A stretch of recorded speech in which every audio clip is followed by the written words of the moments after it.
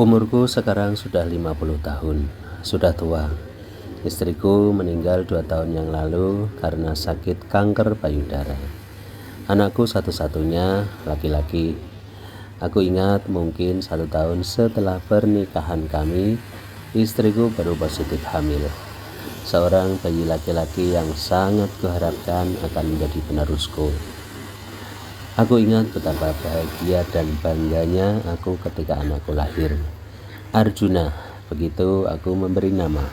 Harapanku dia akan tumbuh menjadi pria dewasa yang gagah dan tampan, sehingga banyak cewek-cewek yang tergila-gila padanya. Tapi ternyata aku dihadapkan pada kenyataan pahit. Arjunku ternyata suka pisang Ambon alias pelangi-pelangi alangkah indahmu. Inilah kisah anakku Arjun. Mungkin sebagai seorang ayah, aku kurang memberi perhatian kepada anakku. Aku terlalu sibuk dengan pekerjaan dan anakku tumbuh tanpa pengawasan. Aku tidak tahu dengan siapa saja ia bergaul. Kadang-kadang aku sama sekali tak khawatir ketika ia pulang larut malam. Bahkan ketika ia membawa teman laki-lakinya menginap, aku sama sekali tak menaruh curiga. Baru 2 tahun yang lalu, ketika istriku meninggal dan aku punya waktu banyak di rumah, tiba-tiba aku ingin habiskan waktu lebih banyak dengan Arjun. Malam itu aku menunggunya pulang. Sudah lama kita tidak makan bersama. Aku ingat Arjun suka sekali dengan pecel lele. Aku bermaksud mengajaknya untuk makan di warung pecel lele langganan kami dulu. Sudah jam 8 malam, ia belum juga datang. Daripada bosan menunggu, iseng-iseng aku masuk ke kamarnya, namun pintunya terkunci. Setelah mencari ke sana dan kemari, kunci itu kutemukan dicantolkan di belakang kalender. Dan malam itu adalah kali pertama aku masuk ke dalam kamarnya. Kamar Arjun tampak biasa saja. Tempat tidur rapi, spraynya juga rapi, dan 2 buah bantal ditaruh di atas, juga dengan sangat rapi. Baru ketika aku membuka lemari, ada benda yang tampak aneh. Black Mamba milik Sahroni ada di sana, tersembunyi di bawah tumpukan pakaian.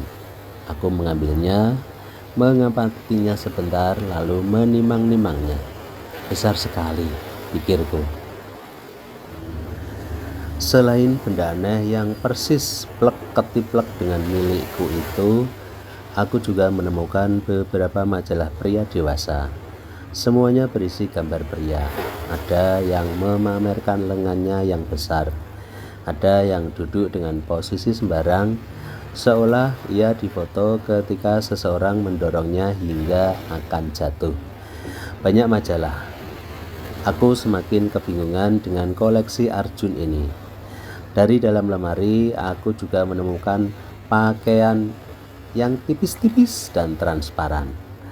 Aku mulai mencari benda-benda aneh yang mungkin masih ada di sana. Sebuah laci kecil menyimpan banyak benda. Namun aku paling tertarik dengan sebuah flash disk kecil berwarna hitam. Aku mengambilnya dan mencolokkannya ke handphoneku. Dan begitulah, flash disk itu dipenuhi film-film begitu. Pria dan pria bermain pedang-pedangan. Jeruk maem jeruk, pelangi-pelangi alangkah indahmu. Dari terkejut, kemudian menjadi marah dan kecewa. Kemudian yang aku rasakan saat itu adalah perasaan bersalah dan rasa kasihan kepada Arjun. Seandainya dulu aku lebih memperhatikan dirinya dan tumbuh dengan pengawasanku, barangkali ia bisa lebih suka apem ketimbang timun emas. Apakah sudah terlambat jika aku memperbaiki kesalahanku di masa lalu? Mungkin inilah saatnya aku mendekati Arjun, menjadi dekat lagi dengan anakku. Arjun datang jam 10 malam. Dalam keadaan kelelahan, menuntun motornya masuk ke dalam. Ia melihatku sedang memperhatikannya. "Ada apakah, Ayah?" ia bertanya. "Sini Jun, duduk sama ayah," kataku pelan. Arjun keheranan, tapi ia manut juga. Duduk di sampingku, lalu menjatuhkan badan ke punggung kursi. Aku memperhatikan anakku satu-satunya itu. Ya, aku sudah tidak ingat kapan terakhir kali aku duduk berduaan dengan Arjun seperti itu. Dengan ragu, aku menggerakkan tanganku untuk mengelus rambutnya. "Jun, kalau kamu punya masalah, kamu bilang ke ayah ya." Aku memulai pembicaraan. Arjun memandangku dan tertawa. "Masalah apa ya?"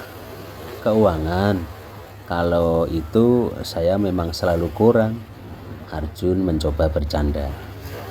"Semua masalah Jun, termasuk masalahmu dengan pacar," jawabku. Dan Arjun seketika terdiam. Ia melihatku sedang menatapnya tak berkedip, dan saat itu juga ia menyadari bahwa ayahnya ini telah mengetahui bahwa ia suka mengoleksi video-video pria dengan pria. "Maksudnya gimana ya, Arjun?" "Ayah menemukan pentungan satpam di balik tumpukan pakaianmu," kataku. Seketika itu Arjun menunduk. "Kamu mau kan membicarakan ini kepada ayah?" Aku bertanya, memandangi wajah anakku itu yang tampak sedih. "Ayah sudah mengetahuinya, apalagi yang harus dibicarakan," kata Arjun sambil menunduk. "Jangan berpikir kalau ayah bisa menyembuhkan," tambahnya. "Bagaimana kalau memang bisa disembuhkan?" aku bertanya. Tiba-tiba Arjun menatapku sambil tersenyum, sambil menggeleng-geleng.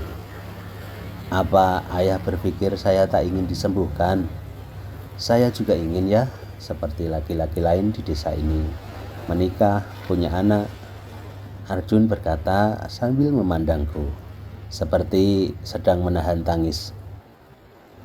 Aku mendekatkan wajah ke Arjun. "Maka menikahlah Jun. Menikah layaknya pria-pria di luar sana," kataku. Arjun menatapku. "Menikah tanpa cinta? Bagaimana bisa?" Arjun bertanya. "Bisa anakku. Bapakmu ini dulu juga menikah tanpa cinta. Mengenal ibumu baru beberapa hari, kemudian kita ke penghulu. Kemudian kamu lahir," jawabku. Aku berharap untuk kali ini saja ia nurut padaku. Arjun memandangku seolah ingin mengetahui kebenaran dari ucapanku itu. "Menikah dengan siapa ya?" ia bertanya dengan nada putus asa. "Banyak wanita di luar sana yang menunggu pria datang dan menikahinya, anakku." Dan begitulah, malam itu aku menghabiskan waktu bersama Arjun, anakku, dan meyakinkan bahwa ia bisa berubah. Ia bisa menikah dan punya anak. Sungguh tak kusangka kalimat-kalimatku bisa masuk ke otaknya.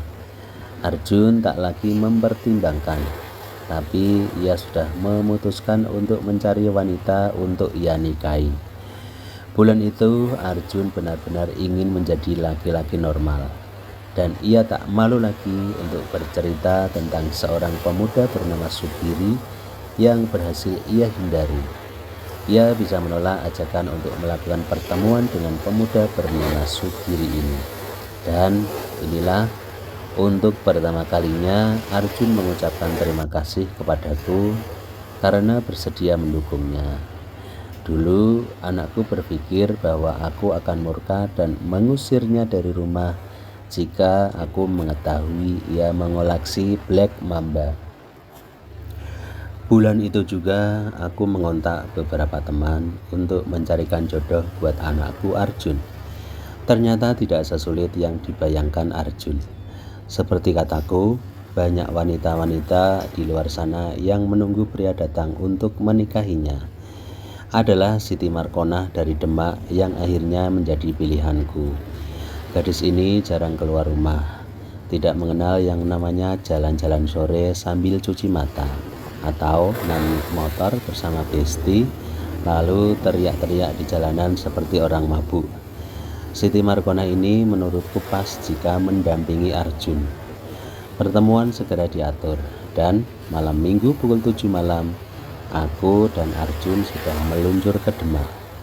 Anakku tampak ganteng dan gagah, mengenakan kemeja warna putih dan celana jeans warna coklat. Sayang sekali nak, kalau kamu gak suka apem. Soalnya apem adalah makanan terenak di dunia ini.